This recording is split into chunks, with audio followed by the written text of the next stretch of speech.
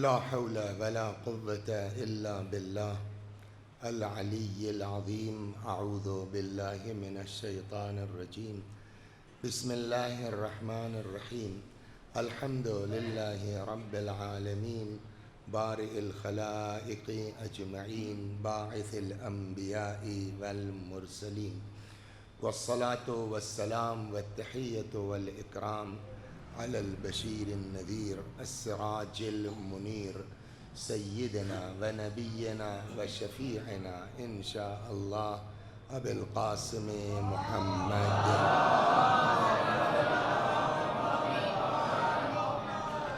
اللهم صل عليه وعلى أهل بيته مظاهر جلالك وجمالك، واللعن على أعدائهم الشاكين فيهم المنحرفين عنهم أجمعين. أما بعد، صدق الله تعالى حيث يقول وهو أصدق الصادقين وقوله الحق.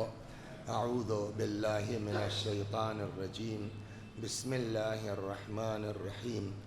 قل لا أسألكم عليه أجرا إلا المودة في القربى ومن يقترف حسنة نزد له فيها حسنا. صلوات بر محمد.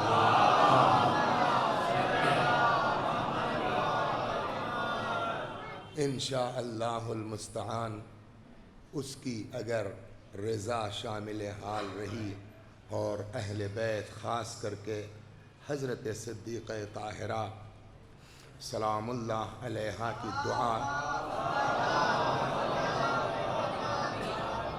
اگر شامل حال رہی تو آپ کے درمیان پورے عشرے رہیں گے۔ مقدمتاً 2-3 چیزیں گزارش کرنا چاہتا ہوں۔ نمبر 1، میں اس 10 دن میں جو پڑھوں گا اس کا ذمہ دار ہوں گا۔ بعض سامعین اگر کچھ اس سے کوئی اور مطلب سمجھتے ہیں تو میں اپنے پڑھنے کا ذمہ دار ہوں، ان کی سمجھ کا ذمہ دار نہیں ہوں۔ ایک چیز۔ دوسری چیز، یہ سامنے مسجد ہے اور یہ امام باڑہ ہے، سمجھ گیا؟ بہت کم ایسی برکت نصیب ہوتی ہے کہ جہاں دونوں چیز اکٹھا ہو جائے، ہے نا؟ اب اس میں دیکھیے پھر وہی بات، قرآن نے پیغمبر سے کہا تھا انما انت مذکر لست علیہم بمسیطر، ہم نے آپ کو یاد دہانی کرانے والا بھیجا ہے، ہم نے آپ کو دروغہ نہیں بنایا ہے۔ ٹھیک ہے؟ یہ پیغمبر کو بھی ہے کہ انما انت مذکر لست علیہم بمسیطر، ہم نے آپ کو یاد دہانی کرانے والا بنایا ہے۔ عاشور کے واقعات میں ایک واقعہ یہ ہے، اچھا یہ بتائیے کیا کوئی آدمی یہ سوچ سکتا ہے کہ معاذ اللہ استغفر اللہ خاکم بدہن امام حسین علیہ السلام نماز کے وقت سے معاذ اللہ، اگر عقیدہ ہمارا یہ ہو تو سڑ جائے زبان ان لوگوں کی، کیا معاذ اللہ آپ یہ سوچ سکتے ہیں کہ عاشورہ کے اس پیاس اور جنگ کے درمیان امام حسین علیہ السلام نماز کے اول وقت سے غافل تھے؟ بولیے ایک ساتھ کہیے نا استغفر اللہ۔ غافل نہیں تھے نا، لیکن روایت کیا کہتی ہے؟ جنگ پورے شباب پر ہے، جنگ پورے شباب پر ہے، اور اچانک صحابی کہتا ہے مولا چلتے چلتے سوچتے ہیں ایک نماز آپ کے ساتھ ہو جاتی۔ امام نے دیکھا آسمان، جو روایت ہے، پھر میں دہرا دوں کہ قرآن نے پیغمبر سے کہا ہے کہ ہم نے یاد دہانی کرانے والا بھیجا ہے، ہم نے دروغہ نہیں بنایا۔ میں جو بات کہہ رہا ہوں یہ ایک مشورے کے طور پر ہے، آپ کی جیسی مرضی ہو، اس لیے کہ نماز اول وقت پڑھنا واجب نہیں ہے، اگرچہ تاکید بہت ہے۔ ٹھیک ہے، 1:30 بجے پڑھ لیں گے، ہم 2 بجے پڑھ لیں گے۔ اکثر آدمی اپنے کاموں میں پڑھتا ہے، نہیں پڑھتا، 4 بجے پڑھ لیتا ہے، وہ ایک الگ میٹر ہے. میں جو آپ سے تو صحابی نے کہا کہ مولا نماز کا وقت ہے, آپ اگر کہتے تو ایک نماز آپ کے ساتھ ہو جاتی. حضرت نے جو ہے وہ سر اٹھایا, آسمان کی طرف دیکھا, فرمایا نعم ھذا اول وقتھا.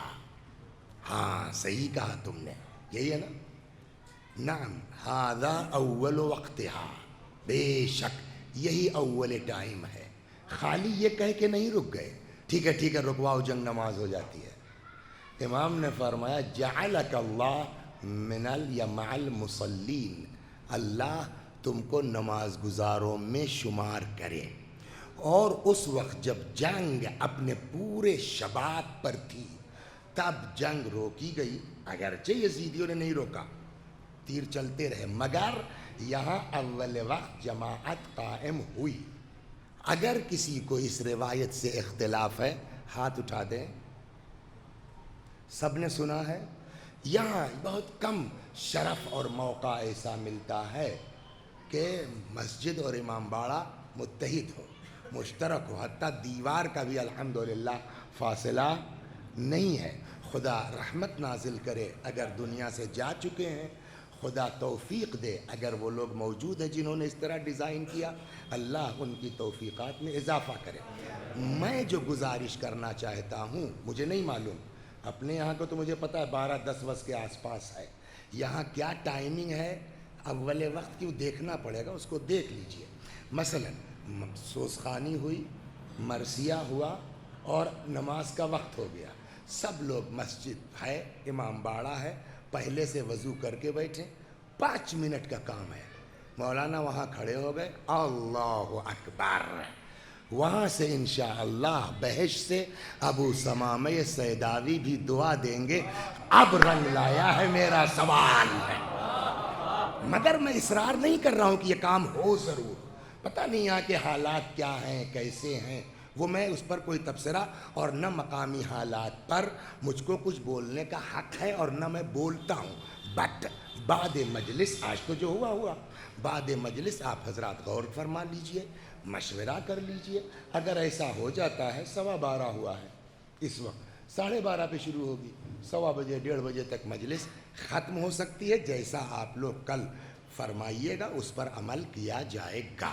صلوات پر محمد.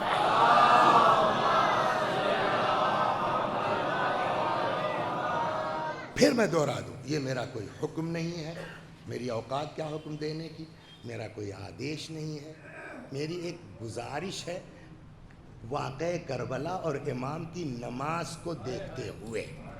اس پر ہے الحمدللہ, شکر خدا کا. اب آئیے, آج پہلا دن ہے, یہ اس دعا سے شروع کرتے ہیں, خدا ہم سب کو امام کی عزا میں خلوص نیت عنایت فرما. اس لیے کہ کوئی فائدہ نہیں ہے اگر ہماری عزاداری امام کے لیے نہ ہوئی, اپنی واہ واہ کے لیے ہوئی. ہمارا عشرہ سب سے اچھا ہوا, کیا نام ہے اس جگہ کا, دربار حسینی جیسا عشرہ تو ہوا ہی نہیں. سمجھے, اگر اس نیت سے ہم پڑھتے ہیں یا ہم آتے ہیں تو ہمارا پیسہ بھی گیا اور ثواب بھی نہیں ملا. نہیں, جتنے شہر میں جہاں جہاں ذکر امیر المؤمنین, ذکر امام حسین سلام اللہ علیہ ہو رہا ہے, خدا سب کو توفیق دے. جتنی اللہ توفیق دے, ہم لوگ سب کا ایک دوسرے کے ساتھ تعاون کریں. یا اللہ بحق فاطمہ زہرا, کہ اصل تو عزادار وہ ہے نا, ماں سے زیادہ تو صدمہ کسی کو نہیں ہوگا کائنات میں نا, ماں سے زیادہ صدمہ تو کسی کو نہیں ہوگا نا. بلکہ بعض روایتوں میں ہے کہ جب لٹا ہوا قافلہ مدینے پہنچا ہے تو پہلے تو رسول اللہ کے مزار پر گئیں, اس کے بعد وہاں سے آئی ہیں جناب فاطمہ کی قبر پر. روایت کہتی ہے کہ شہزادی زینب جب بی بی زہرا سلام اللہ علیہا کی قبر مبارک پر گئیں تو فرمایا, اماں میں تمہارے لیے سفر پہ گئی تھی نا, میں تمہارے لیے سوغات لائی ہوں. اس سفر سے کون سی سوغات ہے؟ روایت کہتی ہے پھر امام کا خون آلود کرتا نکالا اور وہ قبر حضرت زہرا پر ڈال دیا. تو ماں سے زیادہ جو ہے وہ کسی کو غم نہیں ہے.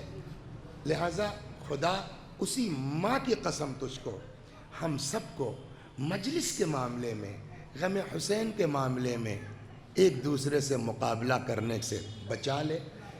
تو اتحاد کی توفیق عنایت فرما، خلوص نیت عنایت فرما. یہ تو سب کے لیے ہے.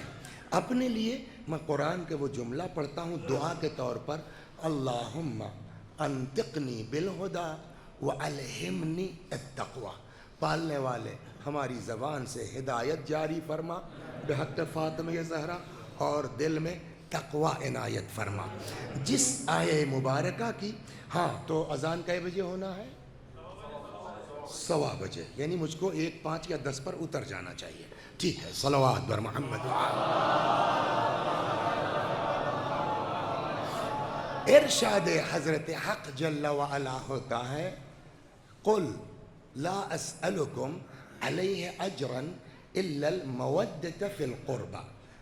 اے میرے حبیب آپ کہہ دیجئے، یعنی اس کا مطلب کیا ہوا؟ پیغمبر کا خود سے مطالبہ نہیں ہے، اپنی طرف سے نہیں ہے. قل آپ کہیے، لا اسألکم ہم تم سے کچھ نہیں مانگتے، سوال کرتے، علیہ اس تبلیغ کے سلسلے میں اجر کے طور کے اوپر، الا المودہ سوائے مودت کے، پیار کے، محبت کے، عشق کے. وہ بھی کس کا؟ القربہ، ہمارے قرابت داروں کا، ہمارے جو اپنے لوگ ہیں. تم کو اگر کچھ ہم کو دینا ہے، ہم نے تم کو نماز بتائی نا، ہم نے تم کو روزہ بتایا، ہم کو نے تم کو اور انسان بنایا. ہم کو کچھ نہیں چاہیے، ہم تو جا رہے ہیں ہمارے بچوں کا خیال کرنا. یہی نا مطلب ہوا، ہمارے خاندان والوں کا خیال. اور خیال کس طرح ہوا ہے وہ آپ کو پتہ ہے پہلے دن سے. ادھر پیغمبر کی وفات ہوئی، ادھر اکلوتی بیٹی کا گھر جلا دیا گیا. ادھر پیغمبر کی وفات ہوئی، اکلوتے داماد کے گلے میں رسی ڈال دی گئی. پیغمبر کے بعد یہ سب ہوا. پھر امیر المومنین کو تلوار کے ذریعے سے شہید کیا گیا. یہ ہے قربہ کے ساتھ جو ہو رہا ہے. پھر امام حسن سلام اللہ علیہ. لیکن آتے کل انشاءاللہ اگر خدا نے توفیق دی تو میں لے آؤں گا روایتیں، آپ کو بیان کروں گا کہ یہ سلسلہ امام حسین علیہ السلام کی شہادت کا کب سے چلا آ رہا ہے، اور اس پر کہاں کہاں گفتگو ہوئی ہے، اور کب سے اس کی پیشین گوئیاں ہو رہی ہیں، وہ انشاءاللہ آج مقدمتاً یہاں سے چلتا ہوں. تو اب بات یہاں تک آ گئی، حد یہ ہو گئی کہ جس پیغمبر نے انسان بنایا تھا، جس پیغمبر نے ان کو 360 خداؤں کے سامنے، بتوں کے سامنے سر جھکانے سے نکال کر کے وحدہ لا شریک کے سامنے کیا تھا، جس پیغمبر کی وجہ سے آج یہ حکومت کا سسٹم ڈیولپ ہوا ہے.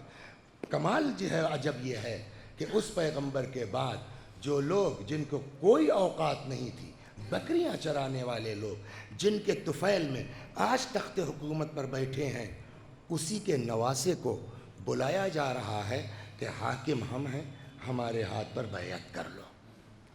اس سے زیادہ کچھ اور دنیا میں اس سے زیادہ گری ہوئی بات نہیں ہو سکتی. امام حسین علیہ السلام مسجد نبوی میں تھے. وہاں کے اوپر خلیفہ سیم کا پوتا یا نواسہ، بہرحال جو بھی رہا، اس لیے کہ کتابوں میں نوا کا لفظ ہے اور یہ کامن ہے، عربی فارسی میں جو ہے نا یہ کامن ہے. پوتے کو بھی کہتے ہیں، نواسے کو بھی کہتے ہیں. شاید پوتا لونڈا ہے. اس کو بھیجا گیا کہ جاؤ بلا کے لے آؤ. کس کو؟ امام حسین سلام اللہ علیہ کو. وہاں مسجد میں امام حسین علیہ السلام بھی موجود تھے اور عبداللہ ابن زبیر بھی موجود تھے. تو اچانک یہ ہوا، اچھا یہ ٹائمنگ وہ تھی کہ جس وقت پر ولید لوگوں سے ملتا نہیں تھا، عام طور پر جائے کہ ملتا نہیں تھا، اس ٹائم پر امام حسین کو بلایا جا رہا. تو یہ ایک چونکانے والی بات تھی. تو عبداللہ ابن زبیر نے امام کی طرف دیکھا کہ چکر کیا ہے. امام نے فرمایا کہ میں جو محسوس کر رہا ہوں، امام ہے نا، تو مجھ کو یہ لگتا ہے کہ ان طاغیتہم، ان کا جو سرکش ہے وہ جا چکا ہے اور قبل اس کے کہ پبلک کو پتا چلے کہ یہ ہو گیا ہے، یہ سب مجھ سے بیعت لینا چاہتے ہیں۔ عبداللہ ابن زبیر نے کہا کہ پھر کیا پلان ہے؟ مت جائیے کہ نہیں جاؤں گا۔ اب اس جاؤں گا پر ابھی بحث ہوگی کہ کیوں جاؤں گا۔ صلوات بر محمد۔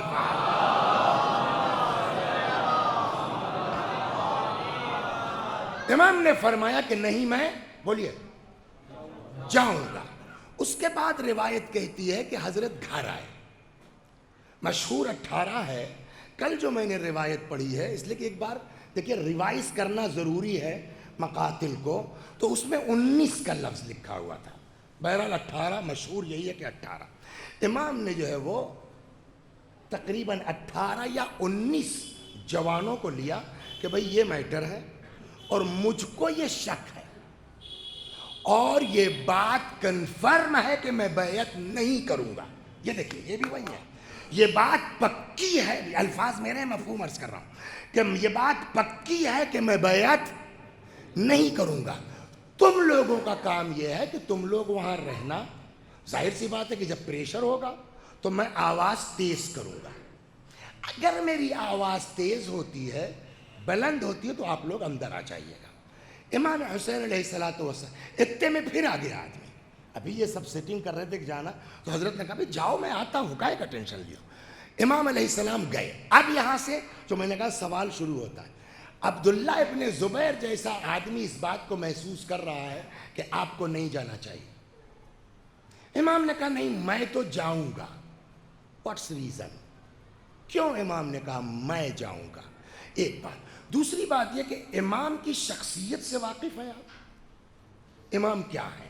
ابھی میں نے آپ کو خدمت میں عرض کیا کہ یہ سب جو ہے بدو لوگ، عرب لوگ، کوئی بکری چراتا تھا، کوئی اونٹ چراتا تھا، سمجھ گئے آپ؟ 360 بتوں کے سامنے یہ جھکتے تھے، نتمستک ہوتے تھے۔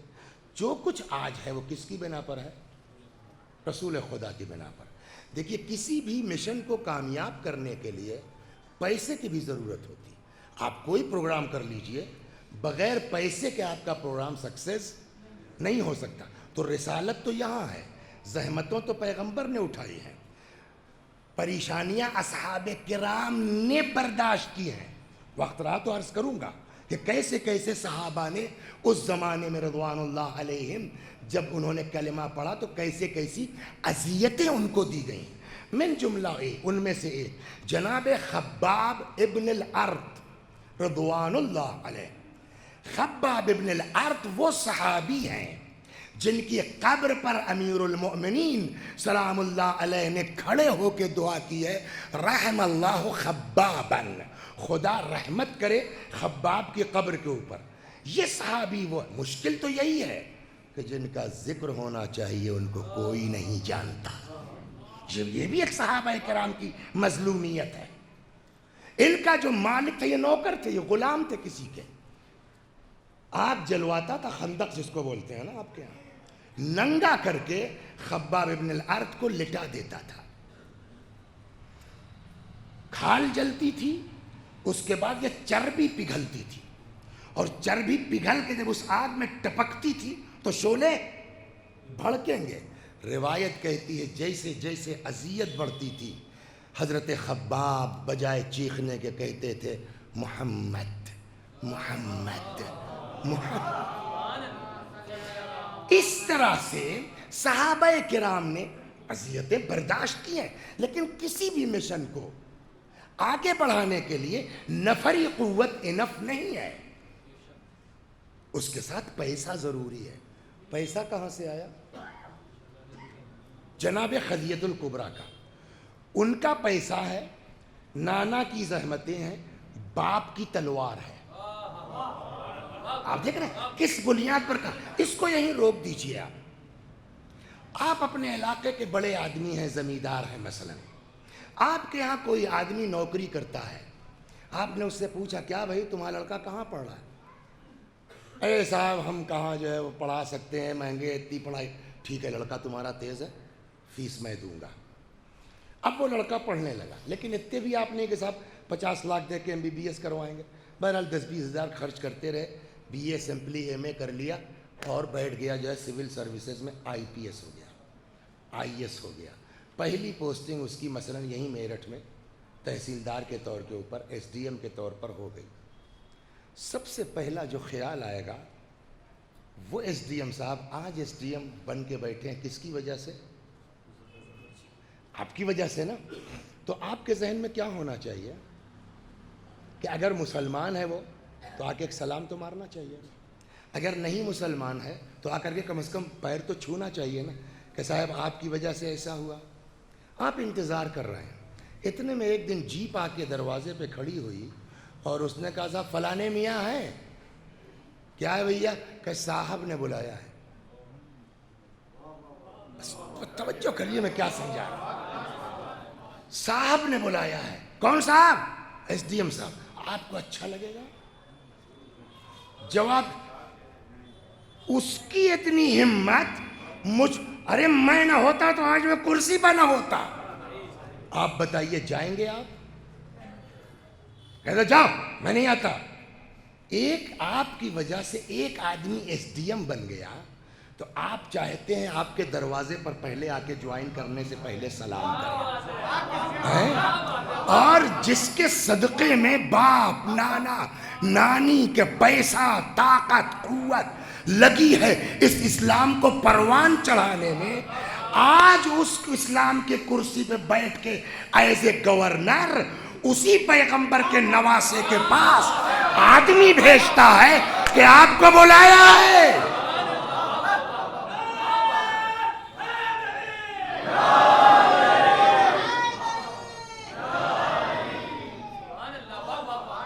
بولیے جانا چاہیے. جبکہ عبداللہ بن زبیر نے کہا بھی کہ ٹھیک تو نہیں لگتا. امام نے کہا جاؤں گا. تو اب یہاں ہمارے آپ کے لیے یہ سوال ہوگا کہ کیوں چلے گئے؟ سوال ہوگا کہ نہیں ہوگا؟ دیکھیے مولا ہم کو نہیں اچھا لگا. دیکھیے ہر چیز ضروری نہیں ہے کہ ہم کو اچھی لگے. یہ محرم ہے, ہم کو اپنا جو ہے اس منزل پر اپنے کو لا کے کھڑا کرنا ہوگا. ہم کو اچھی لگے یا نہ لگے میٹر یہ نہیں ہے, امام کیا چاہتے ہیں اس پر عمل کرنا ہے. یہ تاریخ یہ محرم یہی سکھا رہا ہے نا. ورنہ آج تو ہم کو اچھے لگنے کی بیس پر اگر بزرگوں نے کام کیا ہوتا تو کربلا ہوتی ہی نا. بولیے کیسے؟ جنگ صفین ذہن میں ہے نا. اور بہادر آدمی وہ آدمی جس کے لیے مولا نے کہا میرے لیے مالک ویسے ہی ہیں جیسے میں رسول اللہ کے لیے تھا. یہ کسی کے لیے اتنا بڑا جملہ یہ معمولی فقرہ نہیں ہے کہ میرے لیے مالک اسی طرح ہے جیسے میں بولیے رسول خدا کے لیے. اور وہ خدا نے طاقت دی تھی اس آدمی کو, وہ جذبہ دیا تھا اس آدمی کو. بالکل معاملہ نزدیک تھا ہے نا. تلوار یوں تھی, تنابیں کٹتی, اندر گھستے, سر لا کے امام کے قدموں میں ڈال دیتے. 1-2 منٹ کا کیس ہے, تب تک یہاں سے آدمی پہنچا. مالک رک جاؤ,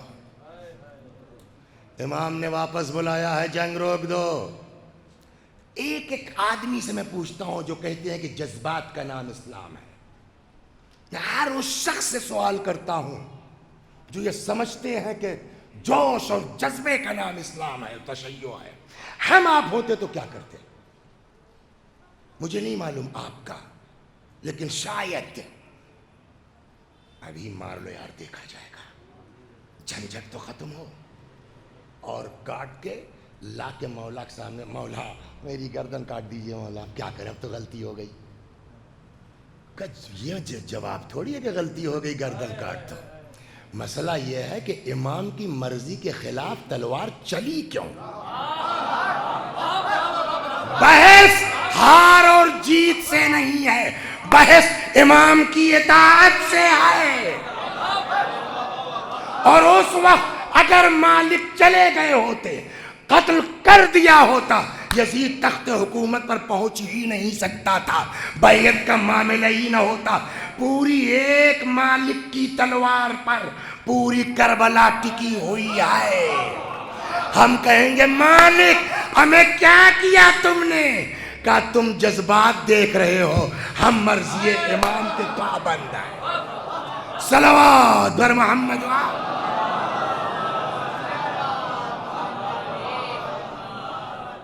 ہمارا عشرہ کیا مطلب؟ ہمارا جلوس کیا مطلب؟ مولا جب تک نہیں ہے تب تک پیسہ بھی لگ رہا ہے، کوئی فائدہ نہیں ہے. ہو گئی نا بات؟ مولا ہاں بات یہ کیوں گئے آپ؟ تو یہ سوال ہی ہمارا کہ آپ کیوں گئے ہمارے ایمان کو بتا رہا ہے کہ ہماری اوقات کیا ہے. ورنہ اگر تم واقعی شیعہ ہوتے تو امام سے یہ سوال نہ کرتے کیوں گئے. مولا مجھ کو پتا ہے کہ آپ جو کریں گے دین اور حکم خدا کی بنیاد پر ہے، پبلک کو سمجھانے کے لیے پوچھ رہا ہوں کیوں گئے؟ بچے بھی تو ہیں نا. جواب کوئی پوچھے دنیا کا یا نہ پوچھے، تم ہندوستانیوں کو پوچھنے کا حق نہیں ہے. کیوں کہ اتنا سب ہونے کے باوجود تمہارے ہندوستانی ہی کا تو آدمی ہے جس نے یزید کو اس سب کے باوجود رضی اللہ کہا ہے، یا کسی عرب کا ہے، عراق کا ہے، نجف کا ہے، یا تمہارے ہندوستان. ہم نے کہا مطلب مولا کہ اتنا سب کرنے کے باوجود تو آج 1000 سال کے بعد لوگ پیدا ہو رہے ہیں جو یزید کو رضی اللہ کہنے کے لیے تیار ہیں. اگر میں اس طرح نہ جاتا نا تو یہ مورخ جانتے ہیں کیا لکھتا؟ پھر یزید اس حد تک جانے کے موڈ میں نہیں تھا. اس کو پتا تھا کہ رسول اللہ کے نواسے ہیں، لیکن امام حسین کو تو گھمنڈ تھا اس بات کا کہ ہم نواسے رسول ہیں، ہم کیوں جائیں. اگر میں نہ جاتا تو یہ سب پوری کربلا میرے اکاؤنٹ میں لکھ کر کے یزید کو بری کرنے کی کوشش کی. صلوات بر محمد. سمجھ رہے؟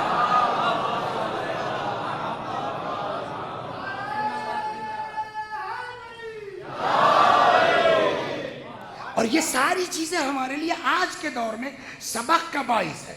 ہر کام جذبات کی بیس پہ نہیں ہوگا، ہم کو اس کے آگے پیچھے اس پر بھی دیکھنا پڑے گا. امام چلے گئے تاکہ امام کے اوپر الزام نہ آنے پائے کہ یہ امام نے نہ کیا ہوتا تو ایسا نہ ہوتا. چلے گئے، پہنچے، رات کا ٹائم ہے. وہ غلطی ہوئی میں نے چارج میں لگا دیا موبائل، ورنہ اس میں کچھ نشانات لگے ہوئے ہیں، وہ میں عربی الفاظ بھی نکال کے اس کو سناتا. لیکن چلیے آپ کو ہمارے اوپر اب اعتبار ہے، اتنے دن سے آ رہے ہیں. صلوات بر محمد. کچھ عقلی باتیں، کچھ نقلی باتیں، کتاب کی باتیں، کچھ عقلی باتیں. آئے ہاں بھیا کیوں بلایا آپ نے؟ خیریت تو؟ جبکہ امام کہہ چکے ہیں کہ مجھ کو یہ ہے کہ ایسا ہو گیا ہے، لیکن اب ہم کیوں کہیں؟ آپ بتائیے آپ نے کیوں بلایا ہے؟ تو اس نے صاف صاف بیان کر دیا صاحب ایسا کیس ہو گیا ہے، وہ مر گیا ہے اور اس کی جگہ جو ہے وہ بیٹا ہو گیا ہے، اور ہم کو یہ لیٹر آیا ہے کہ آپ بیعت کر لیجئے. اب بتائیے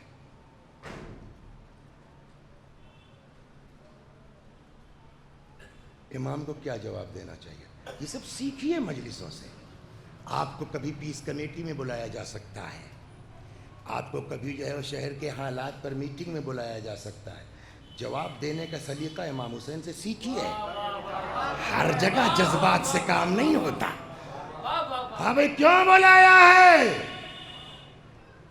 یہ کیس ہے کہ پھر کہ آپ سے بیعت کا مطالبہ ہے. بیعت کا امام کے سامنے کتنے آپشنز ہیں؟ نمبر 1 بیعت کر لیں. It's possible? نو. اب دوسرا آپشن کیا ہوا؟ بیعت تو کر نہیں سکتے، پکی بات ہے نا؟ وہاں سے کہہ کے نکلے ہیں مسجد نبوی سے بیعت تو نہیں کرنا ہے. اب نکلنا ہے اور اس طرح نکلنا ہے کہ میرے اوپر الزام نہ آنے پائے. صلوات بر محمد. اچھا نہیں، اس سے پہلے تو ایک چیز اور آئے گی، اس کو چھوڑیے، ابھی رک جائیے. ابھی تو کیا اطلاع ملی ہے موت کی، اس پر کیا ری ایکشن ہونا چاہیے؟ پہلے تو یہی اطلاع دی گئی نا کہ صاحب مر گئے فلانے صاحب، تو امام کا ریئیکشن کیا ہونا چاہیے؟ ایک ایسا آدمی آپ بتائیے جس کی وجہ سے ہمارے باپ کو زندگی بھر اذیت رہی ہو، جو ہمارے بھائی کے قتل میں شامل رہا، اس کے مرنے کی اطلاع ملے گی، آپ کو کیسا لگے گا؟ ہے نا؟ جب خوشی ہوگی تو اظہار کیسے ہوگا؟ جیسے ہی امام کو وہاں دربار میں بتایا گیا، حضرت کو کیا گیا الحمدللہ. کیا اس طرح سے حضرت سید الشہداء سلام اللہ علیہ وہاں خوشی کا اظہار کر سکتے تھے؟ اگر خوشی کا اظہار کرتے پھر مورخ لکھتا صاحب اس کا تو باپ مرا تھا، یہ لگے خوشی منانے. تو راج ہٹ تو مشہور ہے ہی ہے. پھر یزید نے کہا اب تو بیعت لے کے رہیں گے، ساری کربلا امام کے اکاؤنٹ میں لکھ دی جاتی. تو خوشی کا اظہار تو کر نہیں سکتے، پھر کیا کریں؟ ارے انتقال ہو گیا، ارے بیچارے بڑا اللہ مغفرت کرے، یہ سوچ سکتے ہیں آپ؟ امام اس طرح کے جواب دیتے، پھر ہمارا کیا ہوتا قیامت تک اگر امام.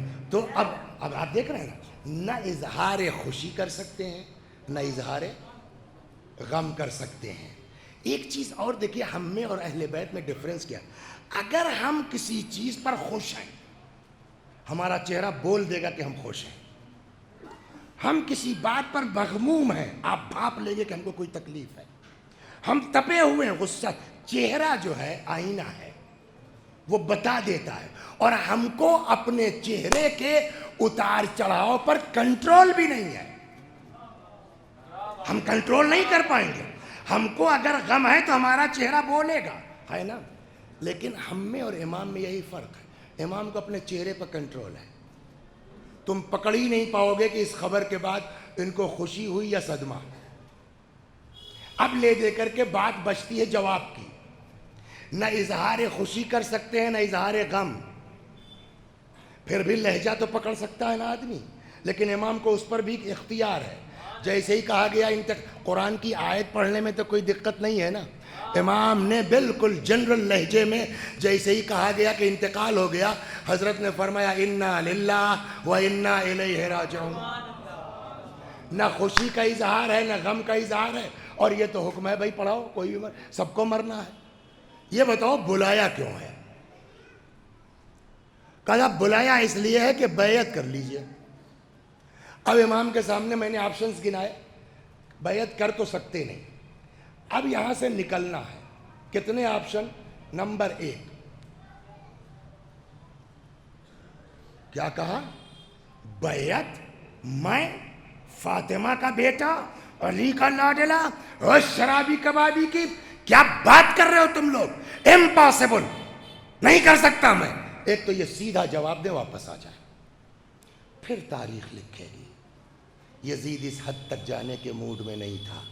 پہلے ہی مرحلے میں امام حسین نے اتنا ٹائٹ جواب دیا، کالا سارا چٹھا اس کا کھول کے رکھ دیا. تو راج ہٹ تو مشہور ہے ہی، اس نے تب کے کہا کہ بیعت ضرور لیں گے. لہٰذا اس طرح کہہ بھی نہیں سکتے ہیں، بیعت کر بھی نہیں سکتے ہیں. تو اب کیا آپشن ہے؟ چیٹنگ، الیاذ باللہ. کیا؟ ارے جو یار جلدی کس بات کی ہے، ہم تو یہی ہیں، کہیں بھاگنے والے تو ہیں نہیں. ہمیں کل پرسوں دیکھا جائے گا، تھوڑا اور بات کر لیں پھر دیکھتے ہیں.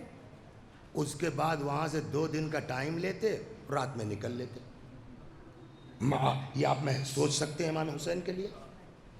کل کو یہ مورخ پھر لکھتا یزید کیوں نہ کرتا صاحب، آپ نبی کے نواسے ہیں، رات میں وعدہ کرتے ہیں اور صبح نکل لیتے ہیں، چیٹنگ کر رہے ہیں.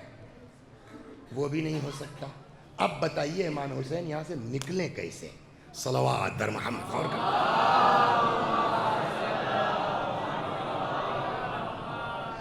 آپ ہماری جان قربان. کیا امام نے فرمایا ما اظن، میرے خیال میں نہیں سمجھتا ایسا کہ اتنا اہم میٹر رات کی تاریکی میں خاموشی سے طے ہو. ولید چونکا، جی مطلب کبھی پبلک کو بھی تو اکٹھا کرو گے. کہاں؟ کہ اس کے سامنے بھی تو بات رکھو گے. کہا تو میرے لیے جلدی کیوں ہے؟ دیکھیے بجائے جواب دینے کے یہی ہنر ہے بحث کا کہ آپ سامنے والے کو جواب دینے پر مجبور کیجئے نا. میرے لیے جلدی کیوں کا مطلب کیا ہے آپ فرمائیے. کہ ایسا کرو صبح ہونے دو, پبلک کو اکٹھا کرو, مسجد میں لے آؤ, پبلک کے سامنے بات رکھو. امام نے وعدہ نہیں کیا کل کو تاریخ لکھ کے صاحب وہ تو رات نے وعدہ کیا تھا, نہ وعدہ نہیں کیا. فرماتے پھر پبلکلی یہ ڈیسائیڈ ہوگا, ننظر پھر ہم دیکھیں گے, اینا احق بالخلافت والبیعہ, پھر پبلک کے سامنے یہ طے ہوگا کہ ہم میں اور یزید میں خلافت اور بیعت کا حقدار ہے کون. نہ اقرار کیا ہے نہ انکار کیا ہے, اپنا دعویٰ بھی پیش کر دیا. اور یہ چیز حضرت سید الشہداء نے اتنے اچھے انداز سے کہا نا کہ ولید کی بھی سمجھ میں آ گیا. یار بات تو بڑھیا بھائی, بات تو صحیح کہہ رہے ہیں, بالکل آج کے لہجے میں کہا جائے, بات میں تو دم ہے بھائی. ٹھیک ہے جائیے آپ. اب دیکھیے یہاں ہم لوگ پڑھ دیتے ہیں لیکن بیک گراؤنڈ جب تک نہیں سمجھیں گے نا تب تک بات میں لطف نہیں ہے. بغل میں بیٹھا تھا ایک اور آدمی جس کا نام تھا مروان. پہلے آپ سمجھیے اس کو, مروان اور ولید کے بیچ کیا رشتہ تھا پہلے یہ سمجھ لیجیے آپ. مروان یہ خلیفہ سیم کے داماد تھے اور اس زمانے تک پوری سرکار گویا مروان چلاتا تھا. اس زمانے میں ولید کہاں تھا؟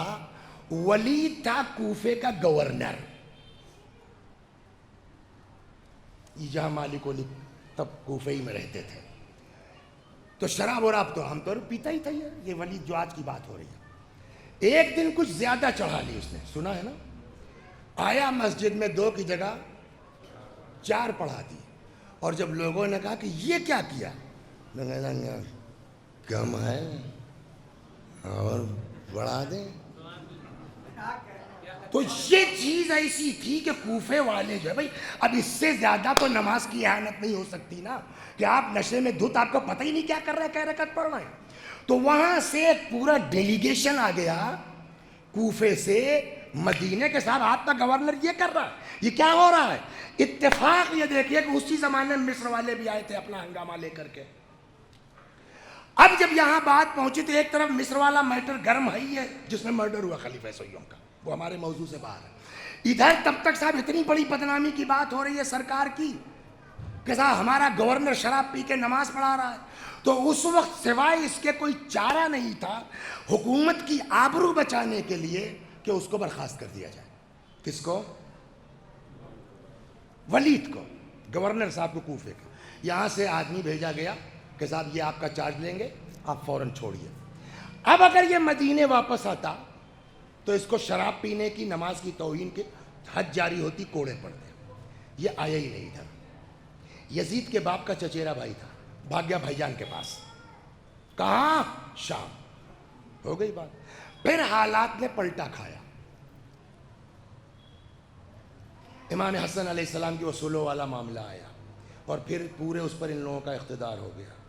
ایک وقت وہ آیا کہ جب وہی مروان جو سب کچھ تھا, جس نے, دیکھیے اس پر غور کیجئے گا, میرا فوکس مین اسی پر ہے کہ جس مروان نے ولید کو برخاست کیا ہے, آج وہ مروان سسر کے مرنے کے بعد اس کی کوئی اوقات نہیں ہے, وہ اسی مدینے میں خالی گھوم رہا ہے.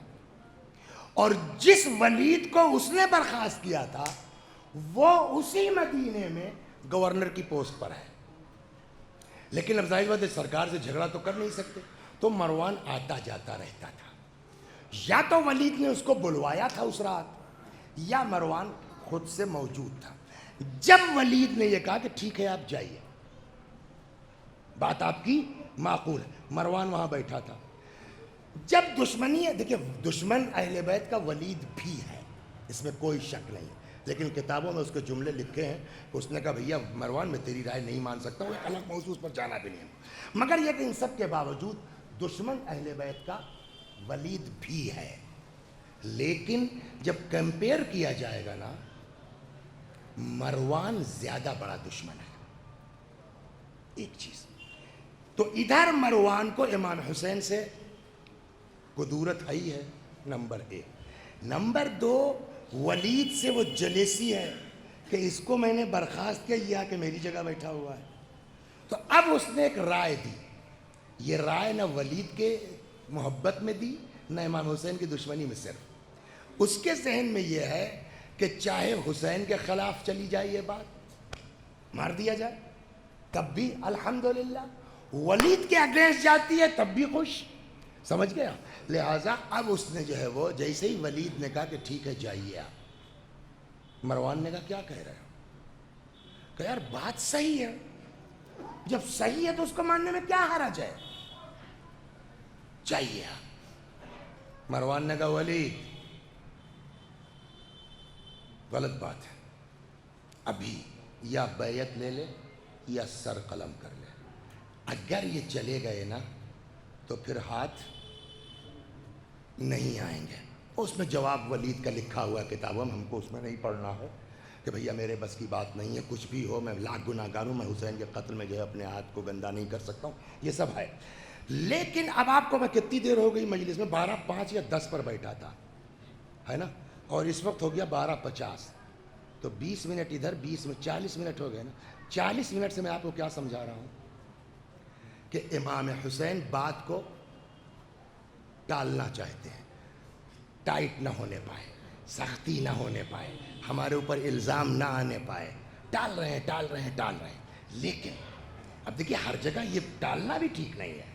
جیسے ہی مروان نے کہا یا بیعت لے لے یا سر قلم کر لے، اگر یہاں بھی امام حسین خاموشی سے نکل آتے تو صاحب ذوالفقار کے فرزند پر بزدلی کا الزام آ جاتا ہے. چیز دیکھنے والی چیز. لہذا وہ میرا مولا جو اب تک بات کو ٹالنے کے اس میں تھے، روایت کہتی اچانک میرا مولا پلٹا اور اب اسی حسین کا انداز دیکھیے. فرماتے ہیں ایھا الامیر، اے حاکم، انا اہل بیت النبوہ، ہم اہل بیت نبوت ہیں، ومعدن الرسالہ، ہم رسالت کی کان ہیں، بنا فتح اللہ و بنا ختم اللہ، کائنات کی ابتدا ہمارے ذریعے سے، انتہا ہمارے ذریعے سے، یعنی ہم ہی اول ہیں ہم ہی آخر ہیں. اور یہ یزید، اب دیکھیے امام کا انداز، جو اب تک بات ٹالنے کے اس میں تھے، اب امام کا دیکھیے. اور یہ یزید جس کی بیعت کی بات کرتا ہے تو، رجل فاجر، یہ بدکار آدمی، قاتل النفس المحرمہ، یہ بے گناہوں کا قاتل، شارب الخمور، یہ شرابی آدمی. آپ کہہ دیتے میں بیعت نہیں کروں گا. اس کے بعد فرماتے ہیں سن، میں کیا مثلی، ایک ایک جملے کا وزن ہے نا. مثلی لا یبایع مثلہ، میرے جیسا کبھی یزید جیسے کی بیعت نہیں کرے گا. میں کہوں گا مولا مطالبہ آپ سے ہے، آپ کہیے جی نہیں میں بیعت نہیں کروں گا، جاؤ.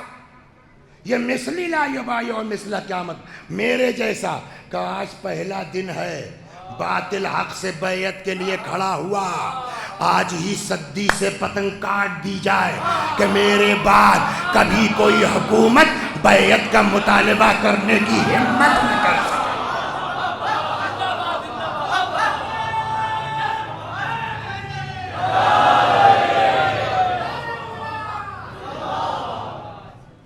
اور شاید انہی جملوں کا اثر تھا. اچھا یہ بتائیے، جو پوزیشن امام حسین کی ہے شہادت کے بعد، سیم پوزیشن امام سجاد کی ہوگی کہ نہیں ہوگی؟ بلکہ کچھ بڑھ کے ہوگی کہ شہید کے بیٹے ہیں امام کے ساتھ ساتھ، ہے نا. تو تم ہتھکڑی پہنا سکتے ہو، بیڑی پہنا سکتے ہو، اسیر کر کے شام تک لے جا سکتے ہو. حتیٰ شام میں ایک وقت یہ بھی آیا ہے کہ یہ یزید نے کہا کہ مار دو ان کو، امام سجاد کو، یہ بھی آیا ہے وقت۔ یہ سب کر سکتے ہو، ہمیں شرافت سے ان سے بیعت مانگتے، کہنے تو ہو جاتا کہ حسین نے نہیں کیا، ان کے بیٹے نے تو آخرکار کر ہی لیا، بات ختم ہو جاتی۔ وہ دھمک اسی کی تھی کہ میرے جیسا کبھی یزید جیسے کی بیعت نہیں کر سکتا، قید تو کر لیا مگر بیعت مانگنے، اور پوری تاریخ 11 اماموں تک ہے، ولایت عہدی تو پیش کی گئی مگر بیعت مانگنے کی ہمت کسی کی نہیں۔ صلوات بر محمد و آل محمد۔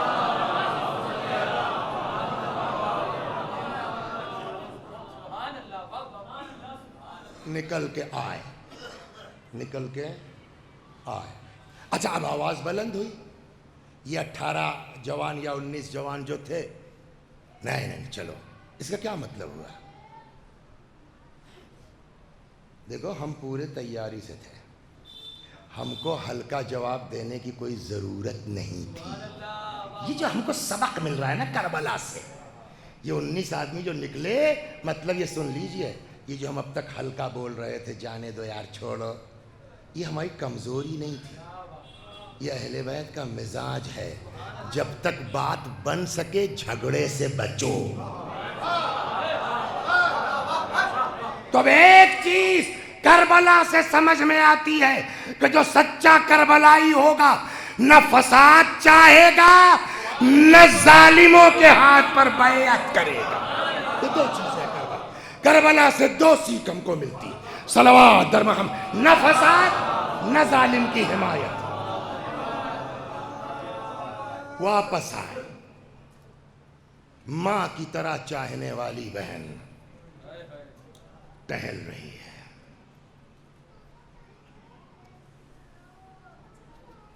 گھر پہنچے، کیا ہوا بھیا؟ پورا قصہ سنایا، تو کیا، ہم بیعت تھوڑی کریں گے، تب ہم مدینہ چھوڑ دیں گے۔ پوری رات امام علیہ السلام جگے ہیں، کبھی پیغمبر کی قبر مبارک پر جاتے ہیں، کبھی جناب فاطمہ کی قبر پر جاتے ہیں، کبھی امام حسن علیہ السلام کی قبر، سب سے رخصت ہو رہے ہیں۔ اور اس کو آپ یوں سمجھ لیجیے، اذان دیتے ہیں نا، اذان کے بعد ایک دعا پڑھائی جاتی ہے، یاد ہے کسی کو؟ اللہم اجعل قلبی بارا وعیشی قارا وعملی ثارا واولادی ابرارا واجعل لی عند قبر نبیک مستقرا وقرارا۔ پالنے والے ہم سب کو اپنے نبی کی قبر کے پاس ہماری جگہ قرار دے۔ ہر اذان کے بعد پڑھتے ہیں نا، آج ہر مسلمان، کم از کم شیعہ، ان کا نہیں معلوم کون سی ہے، اللہم هذه الدعوۃ التامہ وصلح، دوسری دعا ہے، لیکن کم از کم ہر شیعہ ہر اذان کے بعد یہ دعا کرتا ہے، کروڑوں لوگ نا، کہ ہم کو ہمارے رہنے کی مستقر کہاں قرار دے؟ عند قبر نبی، ایک پیغمبر کی قبر کے پاس۔ آج دنیا کا مسلمان نبی کے قبر کے پاس رہنے کی دعا کرے، اور جس نے نبی کی زبان چوسی وہ اس پیغمبر کی قبر کو چھوڑ کے جا رہا ہے۔ یہ ہم لوگ دیکھیے، ہم لوگوں کے ساتھ سب سے بڑی پرابلم کیا ہے نا، شیعہ گھر میں پیدا ہوئے، بچپنے سے سنتے چلے آ رہے ہیں، تو وہ دل تھوڑا سا سخت اور موٹا ہو چکا ہے، وہ چیز محسوس نہیں کر پاتے۔ ورنہ آدمی سوچے کہ جس آدمی کو پتا ہے کہ اب واپس نہیں آنا ہے، اس قبر کی زیارت اب نہیں ہوگی، کس دل سے امام حسین نے حضرت زہرا کی قبر چھوڑی، کس دل سے امام حسین نے نانا کا روضہ چھوڑا۔ اللہ اکبر۔ مدینے آئے، مکے آئے، 4 شعبان کو وہاں سے نکل پڑے، 8 ذی الحجہ کو مکہ بھی چھوڑ دیا، جبکہ ساری دنیا کہاں آ رہی؟ اس کو رکھیے آپ، کل پرسوں میں اس کو ہم واپس لائیں گے۔ 8 ذی الحجہ کو مکہ چھوڑا، جبکہ سارے لوگ کہاں جا رہے ہیں؟ ہے نا، حج کے لیے جا رہے ہیں۔ مولا کیوں کیا آپ نے ایسا؟ امام نے فرمایا میں دیکھ رہا ہوں 40 قاتل حاجیوں کے بھیس میں ٹہل رہے ہیں تاکہ جہاں موقع ملے مجھ کو مار دیں۔ میں قتل سے نہیں ڈرتا لیکن کعبے کی بھی حرمتی نہیں ہونی چاہیے۔ یہ کہہ کے نکلے۔ 2 محرم کو کربلائے معلیٰ پہنچ گئے۔ ادھر امام تو کربلا پہنچے ہیں، ادھر کوفے کے حالات آپ کو پتہ ہے۔ میں عام طور پر پہلی محرم کو حضرت مسلم کے مصائب پڑھتا ہوں، لیکن چونکہ اذان 1:10 پر ہونی ہے، اترنا ہے، تو مجھ کو اس کا لحاظ بھی کرنا ہے، بس گزرتا ہوں۔ عام طور پر تو یہ ہوتا ہے لیکن آج نہیں۔ امام 2 محرم کو کربلائے معلیٰ پہنچے۔ تو جب کربلا پہنچے ہیں تو یہ مسلم ابن اوسجا یا اور لوگ یہ ساتھ میں تھوڑی تھے، یہ کسی صورت سے کوفے سے کرفیو کے باوجود اپنے کو نکال کے انہوں نے پہنچایا ہے کربلا تک۔ من جملہ ان لوگوں میں، بس 2-3 منٹ سن لیجئے، ختم و دعا۔ ایک جوان آدمی ہے، نئی شادی ہوئی ہے، نہیں معلوم، شاید اماں کا اکلوتا بیٹا بھی ہے، نام ہے سعید۔ سنا ہے؟ روایت کہتی ہے کہ سعید کی ماں کوفے میں نکلی ہیں کچھ گھر کے سامان خریدنے کے لیے، کچھ محسوس کیا کہ یہ حالات کچھ عجیب سے ہیں، بدلی کیا چکری، شور ہنگامہ، کسی سے پوچھا تمہیں نہیں معلوم؟ حسین کے خلاف لشکر تیار ہو رہا ہے، حسین پر چڑھائی ہو رہی ہے۔ ایسی چاہنے والی مومنہ تھی، بتاؤں آپ کو، سامان خریدنا بھول گئی۔ روایت کہتی ہیں واپس آ گئی گھر، اکلوتا بیٹا ہے، تم لوگوں کی طرح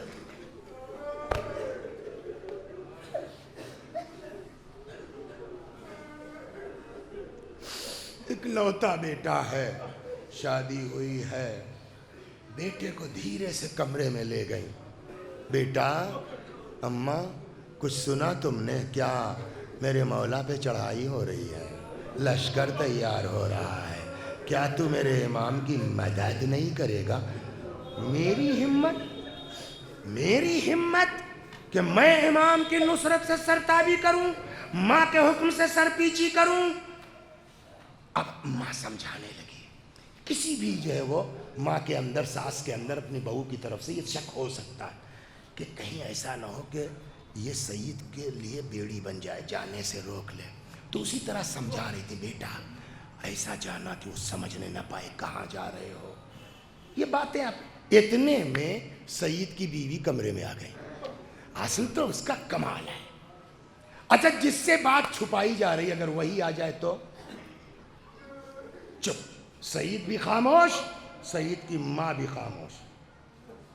غور سے دیکھا، کیا بات ہے، یہ ماں بیٹے مجھ کو دیکھ کے چپ کیوں ہو گئے؟ اے سعید، میں ان عورتوں میں نہیں ہوں جو اپنے شوہر کو امام کی نصرت سے روکوں۔ تم لوگ یہ کیوں سمجھ رہے ہو ماں بیٹے کہ میں تم کو روک سکتی ہوں؟ میں روکنے نہیں آئی ہوں۔ پھر کہ میں تو صرف اس لیے آئی ہوں سعید کہ تم سفر پہ جا رہے ہو، مجھے پتا کہ تم جا رہے ہو اور جانا چاہیے، میں کیوں روکوں گی؟ میں اس لیے آئی ہوں کہ تم سفر پہ جا رہے ہو۔ سعید، سفر میں پیسہ چاہیے، کیا ضرورت پڑ جائے؟ اے سعید، میرے پاس اور تو مال دنیا میں نہیں ہے، یہ میں اپنا سب زیور لایا۔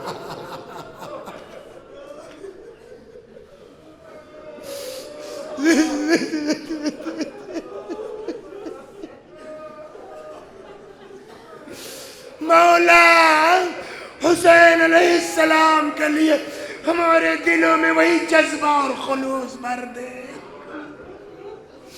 میرے پاس مال دنیا میں کچھ نہیں ہے، میں اپنے زیورات لے کے آئی ہوں، اسے لو، جاؤ مولا کے نصرت میں۔ سعید آ گئے ہیں۔ پھر وہ جو میں نے جہاں سے سٹارٹ کیا تھا یاد ہے نا؟ جنگ ہو رہی ہے عاشور کے دن کہ اچانک ابو ثمامہ سیداوی نے کہا مولا چلتے چلتے نماز پڑھ لیں۔ یاد آیا آپ کو؟ یہیں سے شروع کیا تھا نا؟ حضرت نے آسمان کی طرف دیکھا، نعم ھذا اول وقتھا، یہی ہے سب سے بہتر وقت، اول وقت یہی ہے۔ بات کرو ان لوگوں سے کہ ہم نماز پڑھ لیں، ظاہراً حبیب ابن مظاہر گئے بات کرنے، یہ ملعون کہتا ہے تم لوگوں کی نماز قبول نہیں ہے۔ یہ معمولی ظلم ہے امام کے اوپر ہے، یہ شرابیوں کی اولاد کہہ رہی ہے اہل بیت کے لیے تمہاری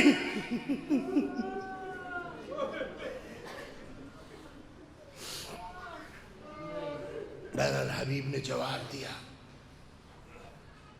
اب کیسے ہو نماز؟ وہ لوگ نہیں مان رہے ہیں، لیکن نماز تو ہوگی، یہ عمل بتلا رہا ہے۔ میرے بچوں، آپ بزرگوں سے معذرت کے ساتھ اتنا حق تو دیں گے نا آپ لوگ کہ میں اپنے بچوں سے بات کر سکوں؟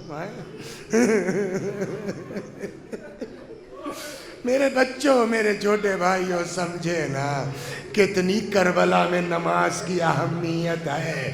وہ سب نہیں مانے، تیر برستا رہا، یہ دو لوگ، ایک یہی سعید اور دوسرے زہیر، آ کے مولا کے سامنے کھڑے ہو گئے۔ ادھر جماعت کھڑی ہو گئی، نماز ہو رہی ہے۔ دیکھیے، ایک فطرت کا سوال اور مجلس تمام ایک پانچ ہو گیا۔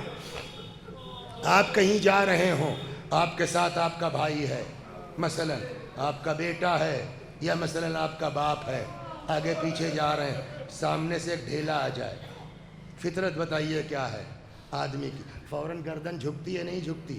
یہ انسانی فطرت ہے۔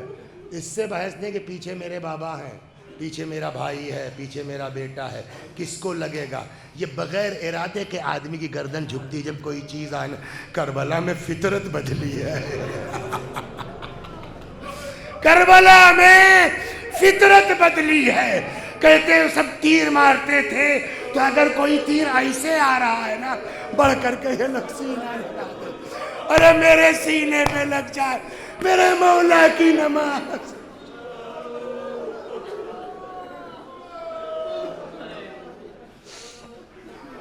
سيعلم الذين ظلموا أي منقلب ينقلبون إنا لله وإنا إليه راجعون۔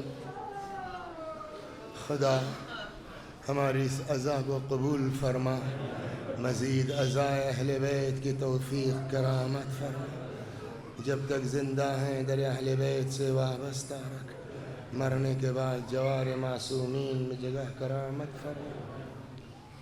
جو لوگ دنیا میں جہاں جس طرح بھی ذکر حسین کو عام کرنے کی کوشش کر رہے ہیں، خدا ان کی کوششوں کو قبول فرما۔ ایک گزارش اور کریں، جن کا پیٹ ویٹ ٹھیک ہے، وضو جلدی نہیں ٹوٹتا، تو کوشش کریں کہ مجلس سے پہلے وضو کر لیں، تو ایک تو پوری مجلس یوں ثواب، دوسرے اب جو بھیڑ ہو رہی ہے اس سے بھی بچے رہیں گے انشاءاللہ کل سے، اور جو طے ہوگا نماز کے بارے میں تو کل بتائیے گا آپ لوگ۔